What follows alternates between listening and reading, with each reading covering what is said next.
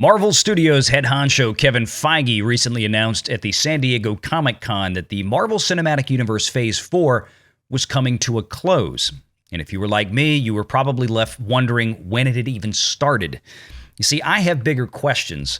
Apart from all of the problems that Phase 4 has had, like absolutely no narrative direction whatsoever, no hook, no appeal, and a seemingly long list of boring television shows that have mostly seem to fall flat with audiences, I'm starting to wonder what the financial viability of the Marvel Cinematic Universe is going forward if it continues its current trajectory. We're going to talk about that today. Make sure you watched one of my previous videos on how the box office really works, how movie theaters and the movie studios actually make money. It's kind of an important precursor to this one, because we have a lot to unpack here. And we're going to go through the 4 Marvel Cinematic Universe Phase 4 releases that have been distributed under the Walt Disney Company distribution wing. That doesn't include Spider-Man No Way Home, of course, because that was Sony. So stay tuned. Let's get into it.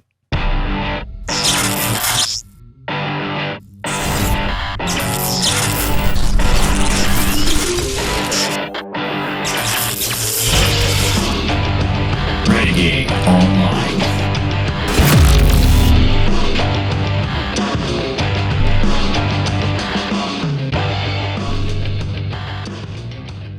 Well, welcome back, folks. Another great day here at Valiant Renegade. It's good to see everybody out there once again. And if you are like one of the many folks watching this video that are not yet subscribed, please go ahead and hit that like button, hit that subscribe button, hit that notification bell, share this sucker out on the social medias, and of course, do leave a comment before you head out the door today. It's good to see everybody out there. Let's get into this. Marvel Phase 4 has kind of been a wholesale mess at this point, regardless of what some of the media elite would have you believe. Yes, it's had some of the largest box office returns in the theater, but the problem with the Marvel Cinematic Universe is that it also comes with the highest costs of production of virtually any movie out there, time after time.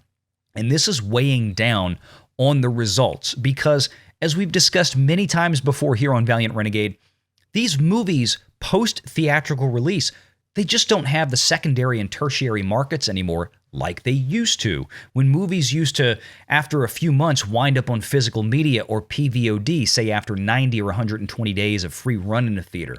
Then they would wind up on maybe a premium cable channel, something like HBO Max or Showtime or Cinemax or Encore or Stars. Then they'd find their way down to free cable or basic cable and broadcast television. And occasionally movies would bypass maybe some of the premium movie channels like Showtime and go instead to a place like Netflix. All of these post-theatrical downline markets came with revenue for the studio, revenue for the distributor that was in addition to what it did at the theater. So say if the average movie might have just broken even or maybe even lost a little bit at the theater, these movies then had several additional markets to go to, provided their theatrical performance and their audience satisfaction was at least at modest levels. They could still go on to make tens, if not hundreds of millions of dollars more over the course of many years following that. That's not going on anymore, as all of these movies, like Disney, is going straight to their own proprietary streaming service like Disney+. So it's cut all of that out. This has made the importance of box office performance even that much bigger. And Phase 4 just really hasn't been living up when you consider the price tags, again, that these movies have come with. So I want to talk about that. I want to look at the 4 movies that have come out from Disney distributors. Of course, we still have Black Panther 2, Wakanda Forever coming out in a few months. I don't know if that movie is going to fare any better than Thor Love and Thunder, quite honestly. It might not even get as big as that. We're still a little early in the game to really determine what the popularity and the interest in that film will be.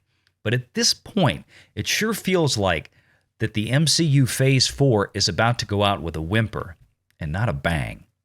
So here's some data from thenumbers.com, a website that we frequently use here at Valiant Renegade, with the addition of a few key metrics. and that is the rentals. As you'll see in red, these are numbers that I've added. Domestic rentals, international rentals, and total rentals. And next to them, you'll see in green the actual figures themselves. Now, if you're curious as to how we come up with these numbers, again, a far more detailed explanation is available if you go back and you watch the previous video, how the box office really works, how movies and theaters make money, the financial breakdown. And as you can see, that frozen frame on the screen is an actual financial report from AMC Theaters from their Form 10-K annual report that is on file with the United States Securities and Exchange Commission. Every publicly traded company has to file one of these each and every year, in addition to the quarterly reports that they render. Now, we went back all the way to 2015 with our data collection and looked at the average rates of rentals for AMC, which is the largest exhibitioner in the US and Canada. And that gives us a very good idea of how much these theaters actually return to the movie studios to quote-unquote rent their first-run films like Doctor Strange or Spider-Man or Top Gun Maverick, and that's where the name rentals comes from. So let's go back to this chart and talk about what's actually here. For our production budgets, you can see the total in the rightmost column of $800 million. It has become standard fare now for these Marvel Cinematic Universes to come with a roughly $200 million price tag. Again, the very highest averages in the entire motion picture industry comes from the MCU. And even when we look at animated features that Disney puts out from companies like Pixar with recently Lightyear, $200 million is a very common figure. We often see much lower figures from other studios. Comparably, Universal just released Minions: The Rise of Gru, an animated feature that was to compete with Lightyear. That came in with an only $85 million budget. So you can see the disparity here. When we say that one movie was a success making $600 or $700 million, and another movie making the same $600 or $700 million was a failure, it's due to the fact of what the studio spent to produce that film. Now, of course, in addition to production budgets, we always have to take into account what happens after a film is produced. That is, marketing. Making a movie is not enough. There has to be another large expenditure out there to promote a film to drive audiences into theaters and buy tickets to go see it. And with Marvel Cinematic Universe movies, the bare minimum is usually around $100 million, and that's on a bad day. Now, there was some argument that maybe they spent a little bit less for something like Shang-Chi out of a concern for what kind of response they would really get to the theaters. So maybe we could cut that down to $75 million. But we know for movies like Spider-Man: No Way Home, in excess of $200 million in global marketing. Top Gun Maverick recently came with an over $150 million marketing campaign. That's what they're spending these days because the costs of marketing, just like everything else, whether it's a loaf of bread or a gallon of milk, has all gone up radically in the last couple of years, and we have to take that into account. So when we look at the actual domestic rentals, I was being a little bit on the generous side. We know factually that movie studios and distributors have been penalized rather harshly for doing shortened theatrical windows. The old numbers of 2019 and before, where we had roughly 55% returned from the box office to a distributor for a film in the US and Canada, and roughly 43% returned on the international side, those days are gone, and we have seen it reflected in the real financial data from companies like AMC. Movies that are going out with 30 and 45-day windows are getting very much punished. And the movies through 2021 that went day and date release, like all of Warner Brothers titles, got punished even more harshly. But even with that said, I have been a little bit on the generous side here just to try to make things fair for these Disney MCU films. Domestic rentals, I have left at 50%. And international rentals, I have left at 43%. So while I did reduce the averages about 10%, going from 55 down to about 50, that'd be 5% in real figures, but a 10% shift from 55 to 50, roughly, in that regard. And I've left international relatively alone. Now, That being said, let's look at how it shakes out. If we look at the total of $800 million in production budget, and we should easily assume another $400 million in global marketing between these 4 films, we're looking at an all-in cost for Disney for the Disney distributed Phase 4 to this point, not including Wakanda Forever, of about $1.2 million. Based on financial data and estimates from AMC's financial reports, we can extrapolate from there with a little degree of generosity to Disney in this case because of their larger box office weight, okay? Domestic rentals for these 4 films came in at a total of $538, $681, and $878. And international rentals came in at $563 million, $424, $155, for a total of about $1.1 million. That seems to be at least $100 million less than what they needed at the box office just to break even on these films. And of course, the budgets, the production budgets, that doesn't include any potential back end or residuals that they may have had or likely did have on most, if not all, of these films for the above-the-line people that worked on it. That would be the headline actors, maybe the directors, the producers, people like that that usually get to participate in the box office to one degree or another. And you can see Shang-Chi, out of the $432 million worldwide box office, they took in about $201 million worth of that. Again, the production budget was $150 million.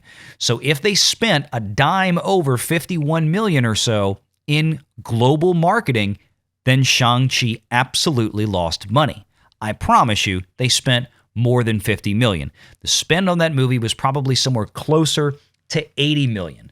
They spent $80 to $85 million on Guardians of the Galaxy 2 4 or 5 years earlier. So you can see where we're going with this.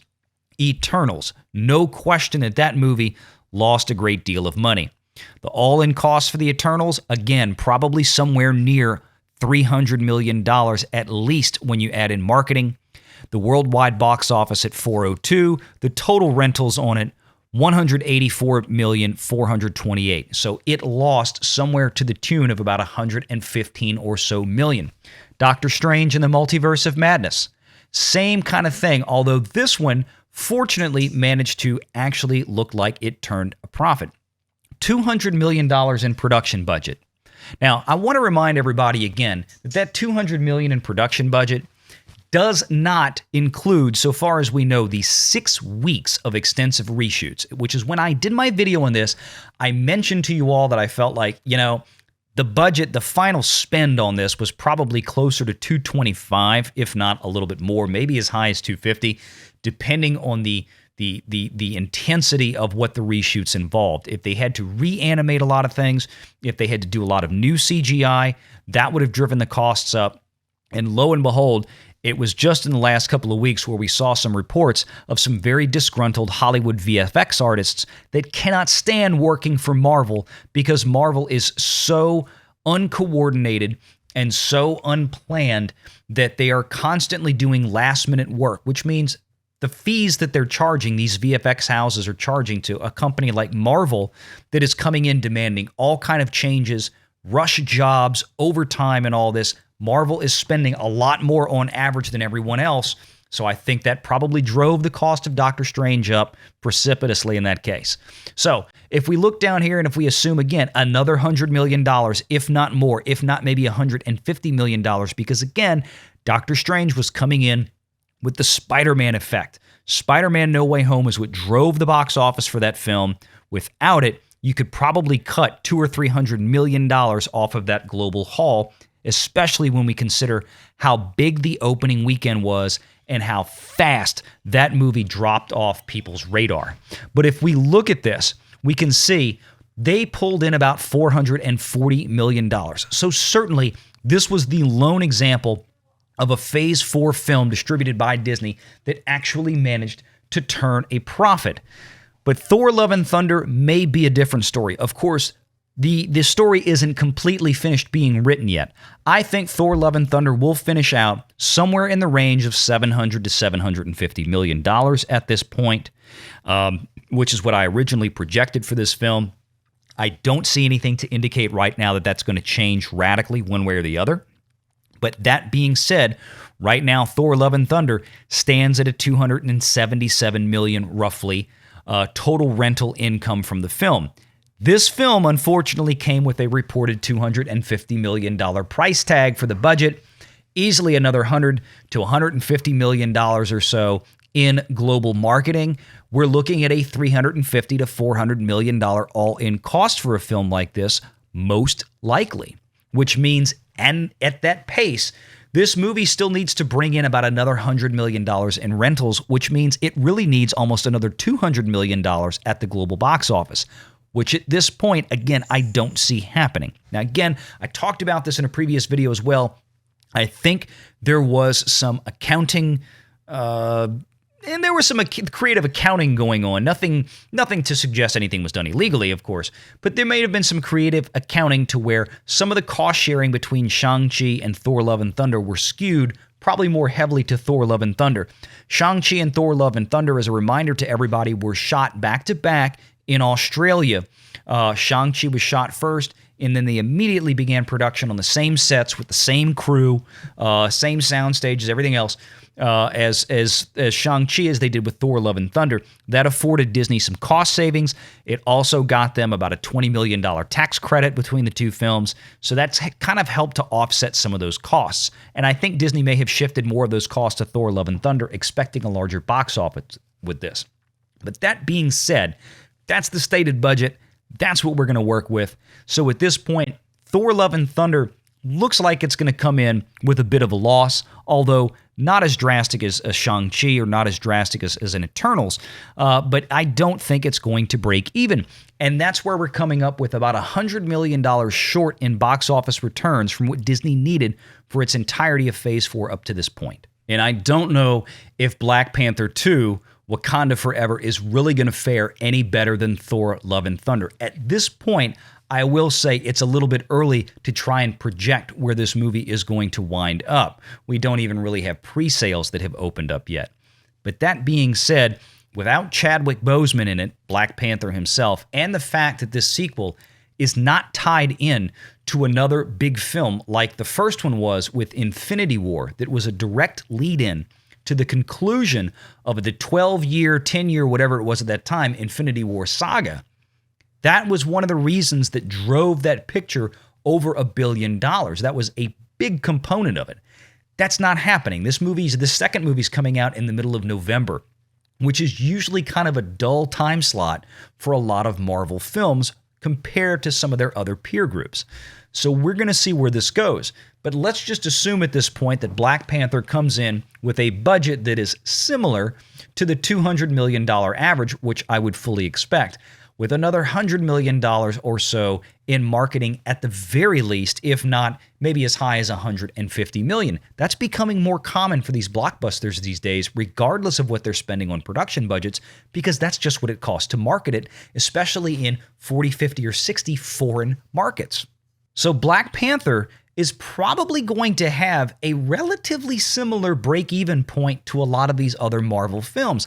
And again, part of that is due to Disney's own internal decision to yank these things from theaters at the 45-day mark. You see, it doesn't matter whether you think that, well, most of the run is done by 45 days anyway. That period of exclusivity is important because when you set it to 45 days, you are telling a relatively decent portion of a potential audience to just go ahead, sit home and wait, and you'll see it in a month and a half versus the old days, 2019 and before, when you had to wait maybe 4 months before you could see it at home, before you could buy that piece of physical media, or before it might wind up on PVOD. And then a few months later, it might wind up on a premium cable channel. And then a few months after that, it might wind up on, say, basic cable or broadcast television and stay there for years. Now everything for these studios is going directly to their own proprietary streaming services, and that is having a massively negative financial impact on the post-theatrical run for these films. So even if a film like Thor Love and Thunder, again, could break even at the box office, or maybe even lose a little bit of money, that was traditionally okay, because a $750 million global box office haul could then translate into potentially several hundreds of millions more over the course of time, over several years, in secondary and tertiary broadcasting rights. And again, not to mention the physical media sales, which have now also been chopped off at the kneecaps because of things like Disney Plus. The physical media sales have gone down tremendously in recent years because of that, because now it's easily available on a streaming service for $8 a month.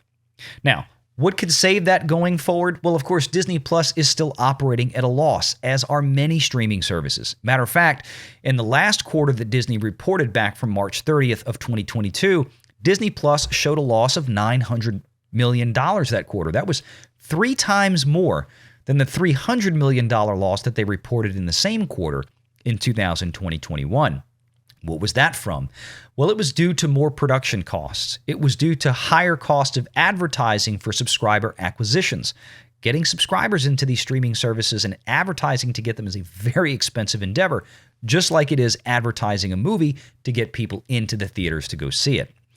All of these things have really started to make me question what the financial viability of these $200 million budgets is going forward for these films if there's no market after the theater anymore. Now, one of the things that could turn that around that I believe might be Disney Plus's ad-based tier. We see Netflix doing this. HBO and HBO Max is doing this. Discovery Plus, Paramount Plus, Peacock, all these streaming services have an ad-based tier.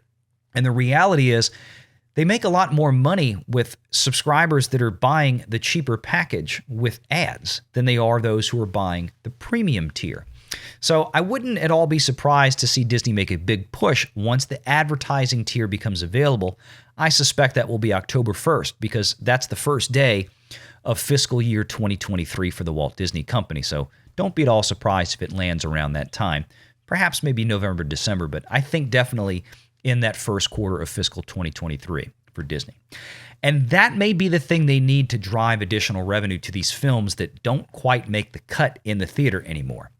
Because it's become apparent the theaters are just having none of this. They are not going to bend over and just afford these studios the same type of rental revenue sharing agreements that they were accustomed to for so many years when they're not giving theaters the same type of exclusivity that they've been used to for a long time. So that's where we are. I don't know if Marvel Phase 5 is going to be any better. There doesn't look like there's a whole lot on the horizon at this point to pull this thing out of the weeds.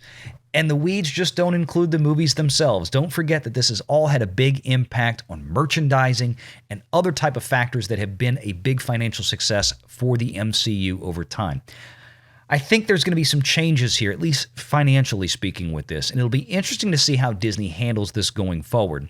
Because I don't think at this point they can be terribly happy with Marvel and with Phase 4, and they're probably a little bit worried about what's going to happen in Phase 5, and I don't blame them.